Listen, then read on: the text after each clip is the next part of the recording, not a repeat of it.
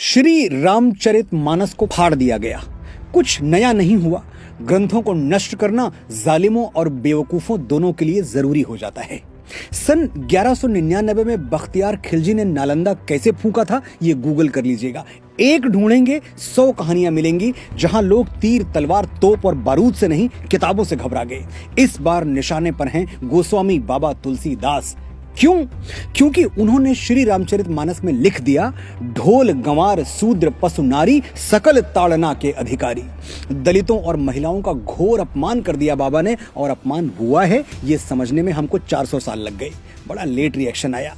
धक्का 400 साल पहले दिया, गिरे अब। मैं बाबा तुलसीदास में अटूट श्रद्धा रखता हूं, लेकिन वो तो पूरा देश रखता है। 150 को छोड़ दीजिए तो कौन है जो बाबा का भक्त नहीं है। लेकिन आज मैं बाबा को एक श्रद्धालु की तरह नहीं, एक राइटर की तरह अप्रोच करूंगा और आपको बताऊंगा कि क्या उन्होंने ये चौपाई लिखकर गलत किया। अब बाबा होते तो मेरी जरूरत नहीं थी। सोशल मीडिया से लेकर प्रेस कॉन्फ्रेंस और प्राइम टाइम तक हर जगह अपनी सफाई खुद पेश कर देते और बात साफ हो जाती। लेकिन बाबा सशरीर है नहीं, इसलिए मुझे ही बोलना पड़ेगा। सिर्फ 2 मिनट मुझे गौर से सुनिएगा, ढोल गंवार का पूरा सच आपके सामने आ जाएगा। ऊपर वाला रॉन्ग हो सकता है, लेकिन डोंग कभी रॉन्ग नहीं होता। बचपन में तहलका फिल्म देखी थी जिसमें अमरीश पुरी साहब ये डायलॉग बोलते हैं। तो क्या फिल्म के राइटर्स कहना चाह रहे थे कि डोंग सचमुच ऊपर वाले से बड़ा है? नहीं भाई, ये तो एक विलेन ने बोला, और विलेन तो वही बोलेगा जो उसका कैरेक्टर है, उसका चरित्र है, यानी गलत बात बोलेगा।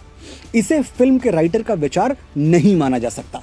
पॉइंट यही है, जब फिल्म के डायलॉग उसके कैरेक्टर के विचार हैं, राइटर के नहीं, तो फिर श्री रामचरितमानस में खलनायक समुद्र के विचार बाबा तुलसीदास के विचार कैसे हो गए?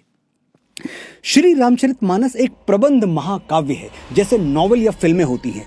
प्रबंध साहित्य वो है जिसकी कहानी में एक स्टार्ट हो, एक मिडिल हो और एक एंड हो, और उसमें जो कैरेक्टर जैसा है उसके डायलॉग्स वैसे ही हों, यानी हीरो सही बात करे और विलन गलत। ढोल गंवार सूद्र पशु नारी सकल ताड़ना के अधिकारी, इस चौपाई को या इस डायलॉग को संदर्भ और प्रसंग के साथ, रेफरेंस टू कॉन्टेक्स्ट के साथ समझेंगे तभी बात समझ में आएगी। सीन देखिए पहले। श्री राम 3 दिन तक समुद्र से विनती करते रहे, मुझे लंका जाने का मार्ग दे दो भाई, मेरी पत्नी के प्राण संकट में हैं। समुद्र ऐसा अहंकारी के मार्ग छोड़िए, उत्तर तक नहीं दिया। फिर श्री राम को क्रोध आ गया, उन्होंने चढ़ाई प्रत्यंचा और कह दिया कि मैं अहंकार की छाती में अग्नि बाण गाड़ने के लिए विवश हूं, भय बिन होए न प्रीत। बात तो सच है। समुद्र का अहंकार टूट गया और वो मणियों रत्नों सहित त्राहि त्राहि करता हुआ श्री राम की शरण में आ गिरा। अब समुद्र जो कहता है उसे ध्यान से सुनिए, सारा भेद, सारा सीक्रेट यही छुपा है। सभय सिंधु गहि पद प्रभु केरे, क्षमहु नाथ सब अवगुण मेरे। गगन समीर अनल जल धरनी, इनकई नाथ सहज जड़ करनी। प्रभु भल कीन मोहि सिख दीन्ही, मर जादा पुण्य तुम्हारी कीन्ही। ढोल गंवार सूद्र पशु नारी, सकल ताड़ना के अधिकारी। समझाता हूं क्या कहा समुद्र ने। हे प्रभु, मुझे क्षमा कर दीजिए। आकाश हवा धरती और वायु की तरह जल भी जड़ है, मैं भी जड़ हूं, मुझमें सोचने समझने की शक्ति नहीं है। प्रभु, आपने मुझे अपनी बनाई हुई मर्यादा की शिक्षा दी, आप मर्यादा पुरुषोत्तम हैं, इसलिए अब मेरी बुद्धि जागृत हो गई है। समुद्र इसके आगे प्रतीकों में बात करता है, मेटाफर्स में बोलता है। वो कहता है ढोल यानी एक ऐसा वाद्य यंत्र जिसे बिना सीखे नहीं बजाना चाहिए, वरना संगीत की जगह शोर निकलेगा। गंवार यानी अशिक्षित ग्रामीण। अब गंवार कोई गाली नहीं है जो हम आज मानते हैं, जो गांव में रहे वो गंवार, ये सिर्फ ग्रामीण का अवधि रूप है। शूद्र यानी कर्म के आधार पर विभाजित समाज में चौथे तबके के, 4th क्लास, चतुर्थ वर्ण के लोग। इनका आज के शेड्यूल कास्ट से कोई कनेक्शन नहीं है, ये बाबा साहब अंबेडकर भी मानते थे। तो शूद्र SC ST या OBC को नहीं कहा गया है, ये ध्यान में रखिएगा।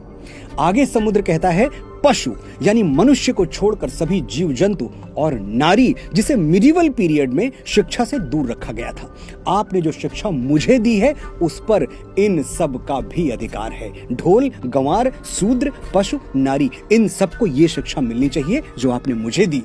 समुद्र के ऐसे विनीत वचन सुनकर श्री राम उसे क्षमा कर देते हैं, और फिर समुद्र के ही परामर्श से नल और नील समुद्र पर संसार का सबसे प्राचीन सेतु बना देते हैं, जिनके पत्थर इतिहास के अथाह सागर पर आज भी तैर रहे हैं।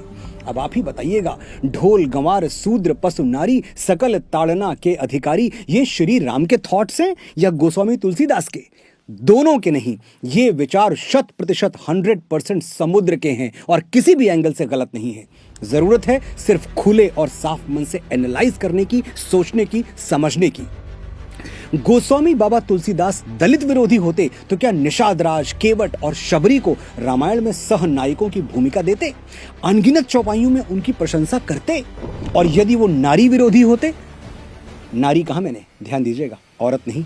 आशा करता हूं अब तक आप भी अपने आसपास के सम्मानित महिलाओं को औरत कहना छोड़ चुके होंगे। जो रेफरेंस और कॉन्टेक्स्ट नहीं समझ रहे हैं वो मेरा ये वीडियो जरूर देखें, लिंक डिस्क्रिप्शन में दे रहा हूं।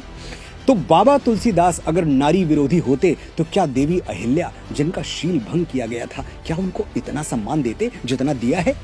रामचरितमानस या किसी भी ग्रंथ को जलाकर आप बख्तियार खिलजी की टीम में शामिल होना चाहते हैं तो आपकी मर्जी, वरना सच तो यह है कि कुछ पन्ने जलाने से न राम की महिमा जलाई जा सकती है न तुलसी का तेज। मैसेज एकदम क्लियर है, अफवाहों पर न जाएं, अपना दिमाग लगाएं। जय श्री राम, जय बाबा तुलसीदास।